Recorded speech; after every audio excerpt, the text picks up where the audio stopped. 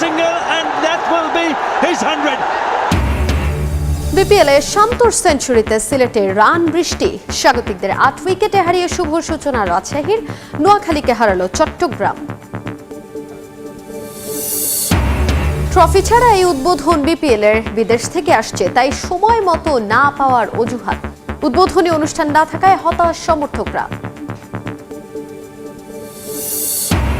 রাজশাহীর বিপক্ষে ম্যাচ দিয়ে শনিবার শুরু হচ্ছে ঢাকার বিপিএল। দেশের ভাবমূর্তি নষ্ট করার মতো কাজ থেকে বিরত থাকার আহ্বান সোহানের।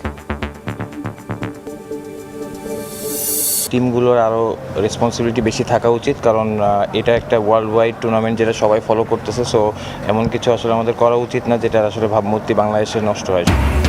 বিগ ব্যাশে চলছে ঋষভ জাদু, লাল সবুজ লেগের ঘূর্ণিতে কুপোকাত পার্থ স্কোরচার্স 3 উইকেট নিয়ে জায়গা করলেন সেরা উইকেট শিকারীর তালিকায়। দেখছিলেন শিরোনাম। শুরুতেই বিপিএল এর খবর জানাবো। অধিনায়ক নাজবুল হোসেন শান্তর সেঞ্চুরিতে উদ্বোধনী ম্যাচে দাপুটে জয় পেয়েছে রাজশাহী ওয়ারিয়র্স। স্বাগতিক সিলেট টাইটান্সকে তারা হারিয়েছে 8 উইকেটের ব্যবধানে।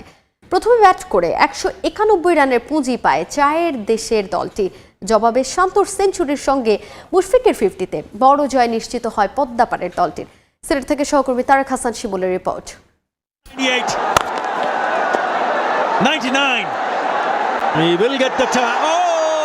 Captain leading from the front Najmul Hossain Shanto তাই করে দেখালেন। টি-20 দল থেকে বাদ পড়েছেন শ্রীলঙ্কার বিপক্ষে সিরিজে। তিনি যে সংক্ষিপ্ত সংস্করণে এখনো ফুরিয়ে যাননি তা বুঝিয়ে দিলেন বিপিএল এর প্রথম ম্যাচে। রাজশাহী কেন তাকে অধিনায়কত্ব দিয়েছে তার প্রমাণও দিলেন সেঞ্চুরি করে।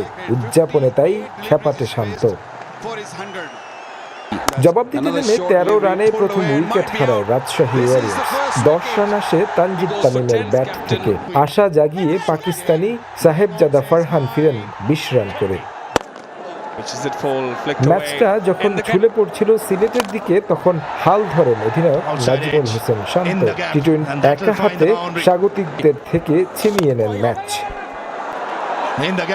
দারুণ সঙ্গ দেন অভিজ্ঞ মুশফিক। 2 ব্যাটার মিলে গড়েন 130 রানের জুটি। শান্তর সেঞ্চুরিতে সহজ জয় পায় রাজশাহী ওয়ারিয়র্স, স্বীকৃত টি-20তে যা অধিনায়কের 3য় শতক। অন্য প্রান্ত থেকে মুশফিক তুলে নেন 50, দলও জেতে তার ব্যাটে। 50-র উদযাপনেও ছিল ভিন্নতা। বিপিএলে পদ্মাপাড়ের দলটির শুভ সূচনা।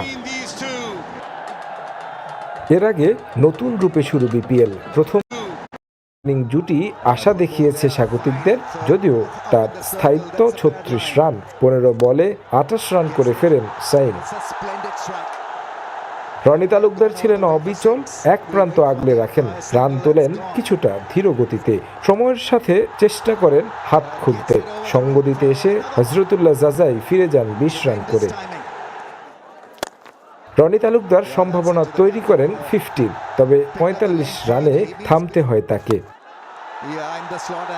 রানটা হাই স্কোরিং করেন পারভেজ ইমন ও আফিফ হোসেন ধ্রুব। 2 ব্যাটার তাণ্ডব চালান রাজশাহী ওয়ারিয়র্স বোলারদের উপর। 4 ছক্কার ফোঁয়ারা ছোটান লাক্কাতুরায়। অন্য প্রান্ত থেকে দারুণ সঙ্গ দেন আফিফ।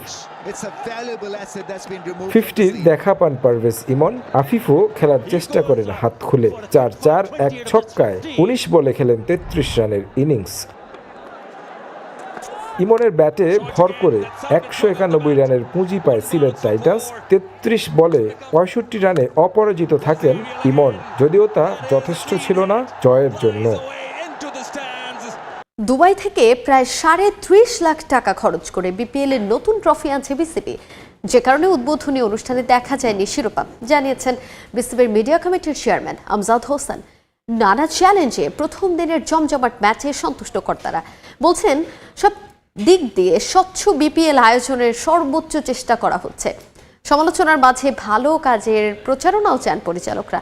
চট্টগ্রামের আগের মালিকের বিপক্ষে কি ব্যবস্থা নেওয়া যায় সেই বিষয়টিও খতিয়ে দেখছে বিসিবির লিগ্যাল বিভাগ বলে জানান সহসভাপতি শাখাওয়াত হোসেন। সিলেট থেকে সহকর্মী তারেক হাসান শিমুলের আরও একটি রিপোর্ট। নানা ইস্যুতে সমালোচনার মাঝে যুক্ত হয়েছে এটাও। বিসিবি অবশ্য খোলাসা করেছে আসল ঘটনা। সবাইকে চমকে দিয়ে দুবাই থেকে 30 লাখ টাকাতে চোখ ধাঁধানো ট্রফি আনা হচ্ছে। আমরা যেই ট্রফিটা অর্ডার করা হয়েছে ওইটা ডায়মন্ড স্টাডেড ট্রফি, তো $25,000 ওইটার ট্রফিটার কস্টিং একটু ডিলে হচ্ছে, বাট ইনশাল্লাহ ভেরি সুন চলে আসবে। আমার আশা করি যে ট্রফিটা দেখলে আপনাদের ভালো লাগবে। যে ট্রফিটা আগের ছিল এটা অনেক গতানুগতিক ট্রফি, ওইটা চেঞ্জ করে নতুন একটা ট্রফি আনা হয়েছে, but it was not up to the mark. সেজন্য চেঞ্জ করে আবার ট্রফি আনা হচ্ছে এবং খুব দ্রুত এই ট্রফিটা আমাদের হাতে আসবে, খুব কম সময়। আবার আমরা চেঞ্জও করতে চেয়েছি, আগের ট্রফি যদি থাকতো তাহলে আর কোনো এই কোশ্চেনটা আসতোই না। আমরা 2টা ট্রফি আনছি, একটা দিয়ে দেবো আর একটা রাখবো বিসিবিতে। স্বল্প সময়ে আয়োজন করতে হয়েছে বিপিএল, যাচাই বাছাই করে ঠিক করতে হয়েছে 6 দল। গ্যারান্টি মানি, ফ্র্যাঞ্চাইজি ফি সবকিছুই নিয়েছে বিসিবি। তারপরও চট্টগ্রামকে নিয়ে বিপাকে পড়তে হয়েছে। এবারের আসরকে অন্য যে কোনো সময়ের তুলনায় স্বচ্ছ বিপিএল দাবি কর্তাদের। কোনো খেলা চলাকালীন সময়ে ইভেন কোনো প্রবলেম হয়, we will take over. Franchise fee নেওয়ার কথা নিয়েছি, আমাদের গ্যারান্টি নেওয়ার কথা নিয়েছি, আমাদের ওদের সিকিউরিটি ক্লিয়ারেন্স নেওয়ার কথা নিয়েছি। এখন তারা বলছে যে স্পন্সর তারা সেরকম পায়নি। এখন আমি কি তাকে স্পন্সরও জোগাড় করে দিব নাকি? আমরা কিন্তু ঠিক পথে আগাচ্ছি।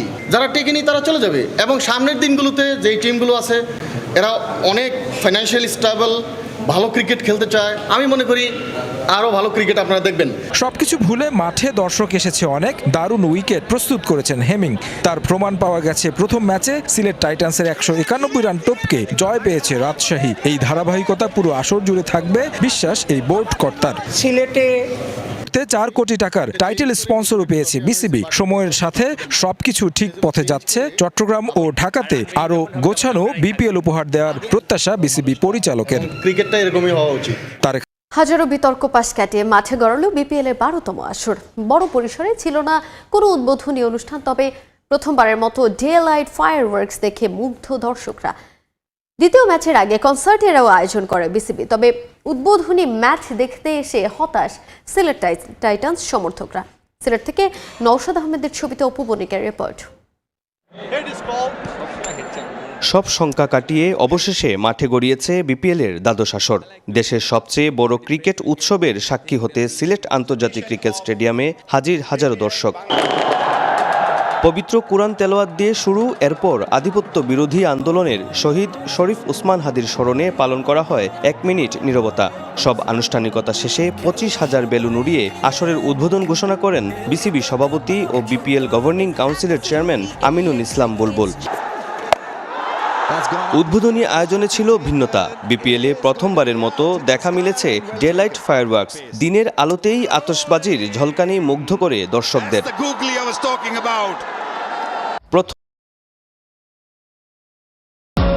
বিপিএলের আয়োজন ঘিরে ছিল কঠোর নিরাপত্তা। বিজিবি, পুলিশ, র্যাব, আনসার বাহিনীর সদস্যরাও ছিল। কানায় কানায় পূর্ণ ছিল সিলেট আন্তর্জাতিক ক্রিকেট স্টেডিয়াম।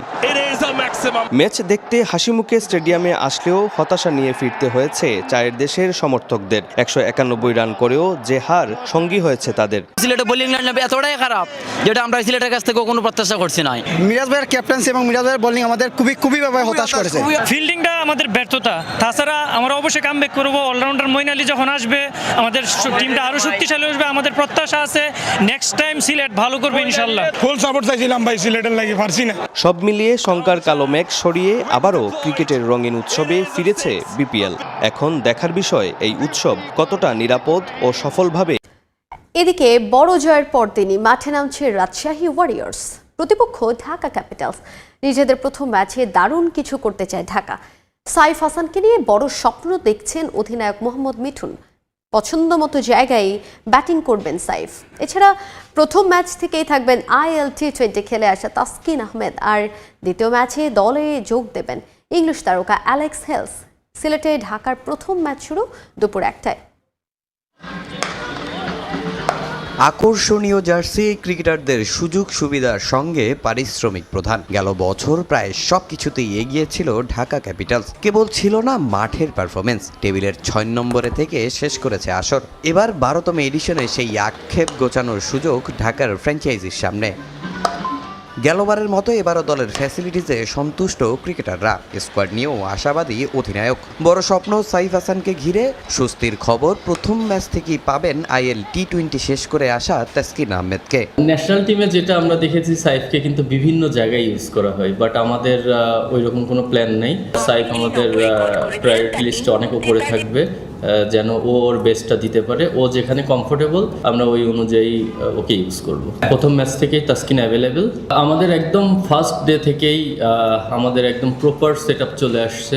প্লেয়ারদের জন্য যা যা দরকার প্র্যাকটিসের জন্য সবকিছুই অ্যাভেলেবেল ছিল। ঢাকার প্রথম ম্যাচের প্রতিপক্ষ রাজশাহী ওয়ারিয়র্স উদ্বোধনী ম্যাচই যারা পেয়েছে বিশাল জয়, তবে সেটা খুব একটা চিন্তার কারণ নয় ঢাকার।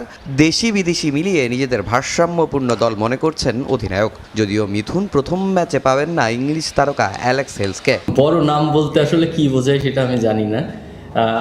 আমি পার্সোনালি তো বুঝি যে আমার টিমে যেইটা প্রয়োজন সেটা অ্যাভেলেবেল আছে কি না। তো আমি মনে করি আমাদের টিমের যেই পার্ট দরকার ছিল সেই পার্টে বেস্ট পসিবল প্লেয়ারগুলোই আনা হয়েছে। ইমাদ ওয়াসিম তো আপনারা দেখেছেন, ও আগে জয়েন করেছে। উসমান এসেছে। অ্যালেক্স হেলস আমি যতটুকু জানি ফার্স্ট ম্যাচ পরেই ওর টিমের সঙ্গে জয়েন করার কথা। তো হোপফুলি ও অ্যাজ আর্লি অ্যাজ পসিবল চলে আসবে। এবারও ঢাকার ডেরায় সাব্বির রহমান, তাকে নিয়েও আছে অধিনায়কের ভিন্ন পরিকল্পনা। বিশ্বাস দারুণ কিছু করবেন এই হার্ডিটার ব্যাটার। সাব্বির T20-তে খুব ইফেক্টিভ প্লেয়ার।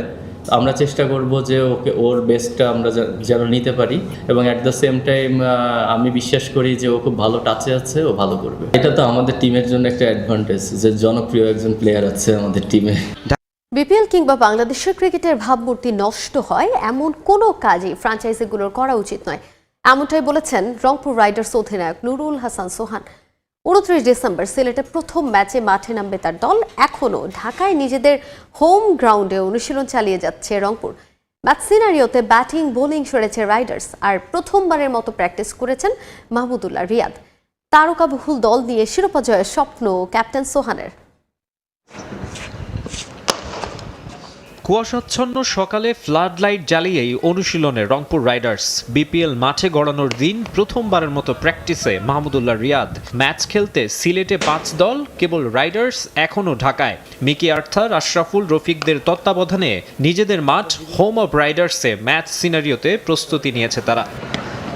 আগেই বিতর্কের জন্ম দিয়েছে চট্টগ্রাম রয়্যালস ও নোয়াখালী এক্সপ্রেস। আবার ট্রফি উন্মোচন কিংবা টিম ফটো সেশনও করতে পারেনি বিসিবি। সবকিছু মিলিয়ে বড়ল অবস্থা। তবে এসবের মাঝে 50% পেমেন্ট পরিশোধ করে বেশ প্রশংসিত রংপুর ফ্র্যাঞ্চাইজি। খুব বড় একটা চ্যালেঞ্জ এইবারে বিপিএলটা করা।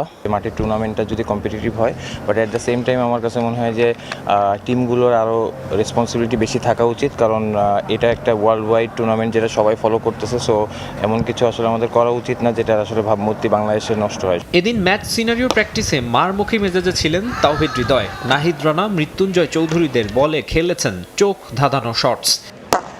হৃদয় ইফতি জুটির পর নামেন মাহমুদুল্লাহ, সঙ্গী খুশদিল শাহ। দীর্ঘদিন পর ব্যাট হাতে নেমে খানিকটা বেগ পেতে হয়েছে রিয়াদকে, তবে ধীরে ধীরে কিছুটা গুছিয়ে নেন নিজেকে। ক্যারিয়ারের এই পর্যায়েও তার উপর আস্থা হারায়নি দল। রিয়াদ ভাই হচ্ছে চ্যাম্পিয়ন প্লেয়ার, আর সব থেকে বড় যে জিনিসটা আমার কাছে বললাম যে উনি প্র্যাকটিসে জয়েন করার পর কিন্তু টিমটাও উজ্জীবিত হয়েছে, এবং লক্ষ্য যদি বলতে পারেন, আমার কাছে মনে হয় তার কাছে প্রতিটা ম্যাচই ভালো করা এবং টিম তার কাছে কি চাচ্ছে ওই কন্ট্রিবিউশন করাটা, এবং ওনার যে ডেডিকেশন লেভেল, এটা নিয়ে আসলে কোনো ডাউট থাকার কথা না। তো আমার কাছে মনে হয় উনি ওনার সেরাটা দেওয়ার চেষ্টা করবে। সবশেষে বিগ ব্যাশের রিশাদ হোসেনের ঘূর্ণি জাদু অব্যাহত। পার্থ স্কোচার্সের বিপক্ষে 33 রান খরচ করে 3 উইকেট শিকার করলেন বাংলাদেশি লেগ স্পিনার। হোবার্ট হারিকেন্সের হয়ে এই ম্যাচে এটাই সেরা বোলিং ফিগার।